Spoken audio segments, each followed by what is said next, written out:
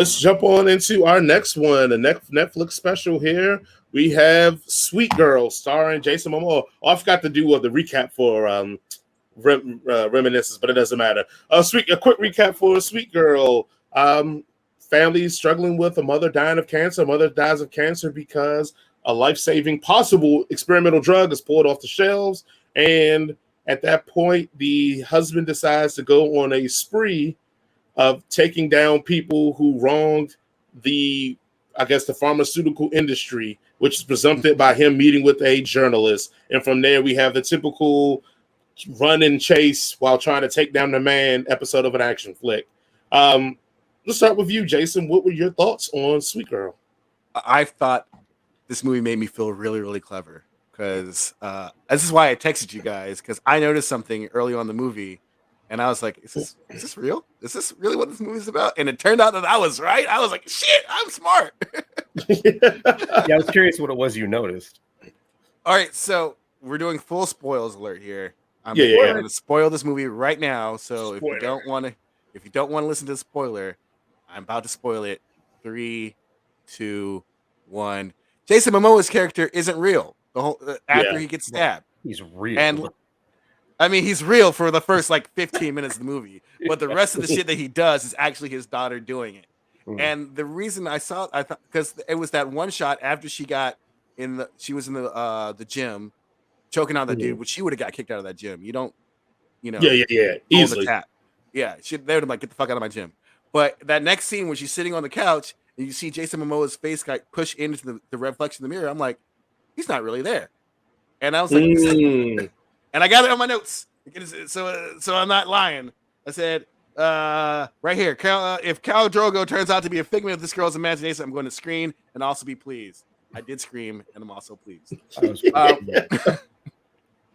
There's one thing that, even though this movie kind of does the whole, they should stop fridging women in these movies, period. People don't have to die in order for you to have some sort of impetus to do a thing. I'm just, but other than that, this is fun. This is a fun movie. It actually, for me, after I realized that he was a figment of imagination, it kind of, I was kind of like, there's going to be a hard for her to pull off all these fight scenes because she's 100 pounds and 5 foot, 4'9". But in the way they did it, it did seem like it was actually plausible that she could have pulled some of this stuff off. There were some scenes where you're like, ain't no way that she did that shit. but if you watch the way that Jason Momoa was fighting, he's using a lot of his environment to his advantage. He's sneaking up on people and all sorts of different shit. So I was like, okay, I understand how this girl can murk 20 fucking trained dudes. Okay, I get it. And also with that, if this chick was killing 20 trained dudes and I'm a fucking hitman assigned to kill her, I'm like, I'm not fucking with that bitch. She is 4'9" and she killed 50 other fucking dudes already. I'm not gonna fuck with her. Nope. She got luck on her side. I'm done. I'm out. The ending was pretty predictable that the senator was going to be the main bad guy. Still, for the most part, it was a pretty enjoyable little action flick, and I like the fact that they did something a little bit different by saying, "Oh, Jason Momoa is not really in this movie, even though he is." It probably took this girl's screen time away, but it was still a pretty clever-ish twist that he wasn't there the whole entire time. I'll jump in, and I thought this would be the first Sweet Girl that I actually hated.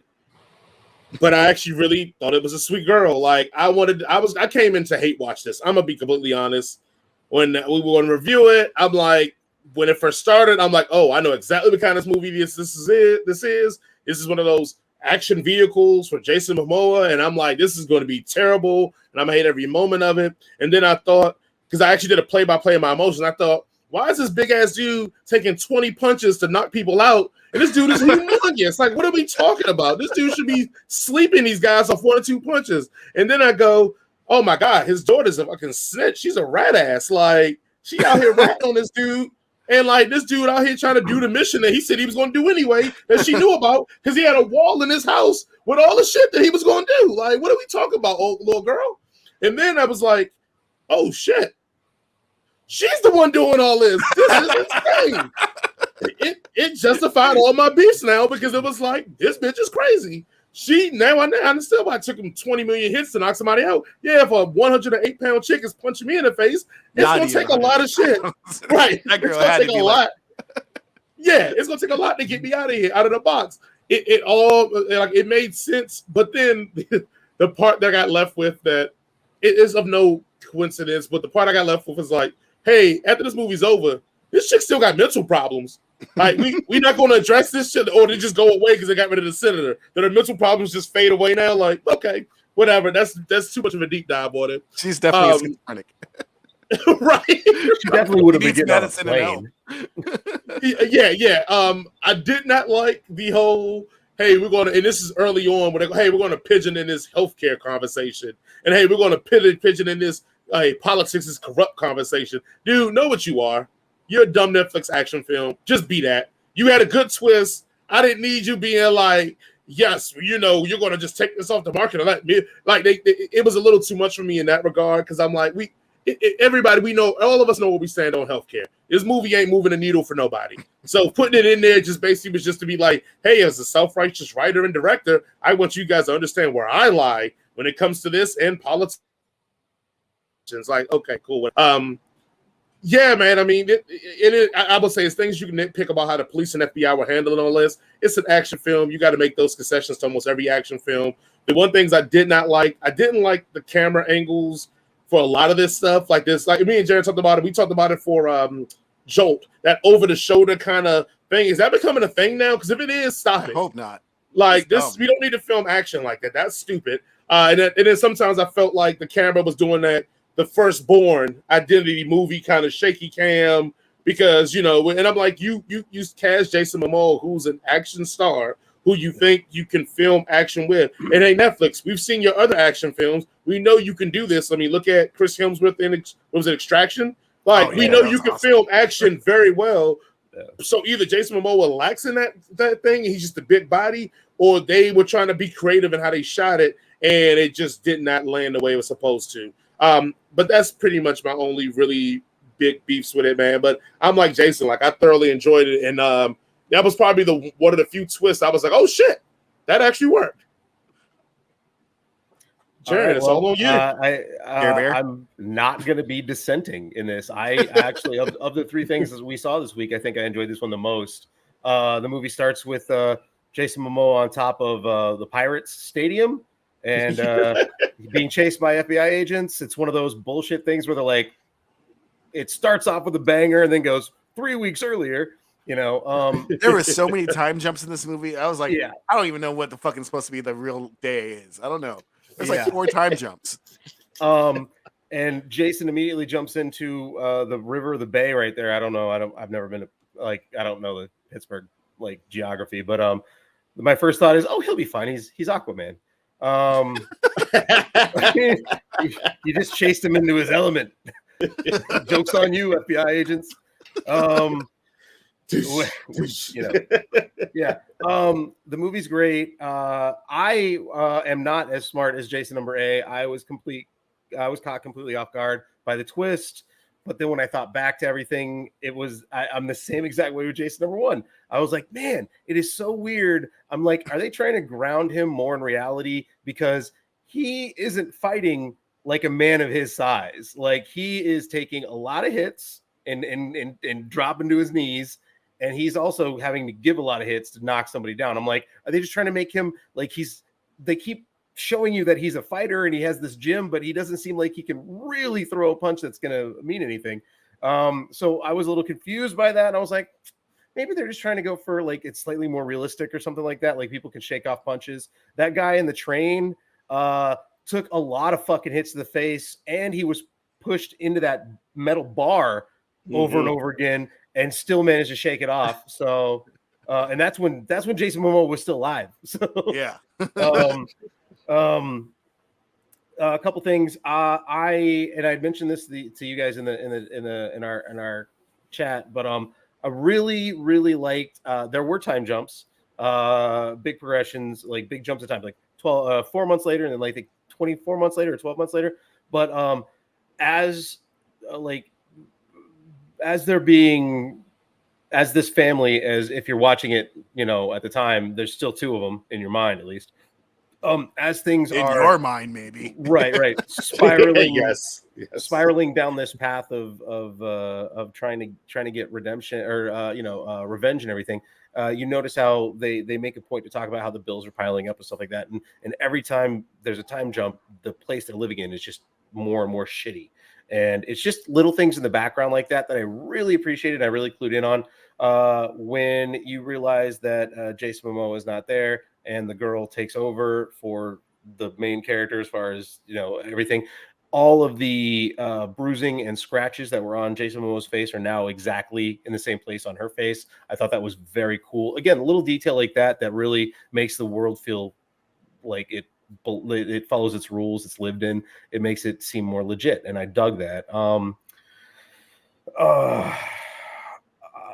I guess you can forgive the fact, like, initially I was like, why are they still in the same fucking car with the same fucking license plate going through traffic cam after traffic cam if they're trying to run away? And it occurs to me that maybe a fucking 18-year-old girl might not have the wherewithal to consider that, or doesn't have access to another vehicle.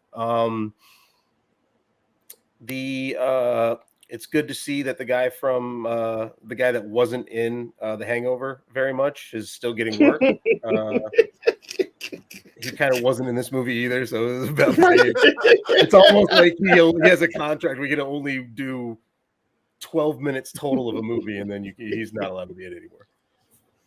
Here's a fun fact, everybody. If you find yourself being your face being covered by a plastic bag, just pop a hole in the bag. Yep. You do not Don't try to get the bag off your face. Just pop a hole in the bag. All right. Then you can breathe.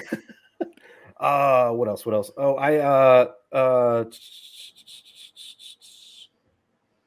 yeah, the senator being the bad guy. It was fun to see that, just because initially she was kind of a counterpoint to the big pharma guy. So, like, when you first see her, she's kind of trying to, like, put him on blast on CNN. And so for her to be the ultimate, for her to have turned or to have gotten paid off or whatever, and it's just kind of going with it. I liked it.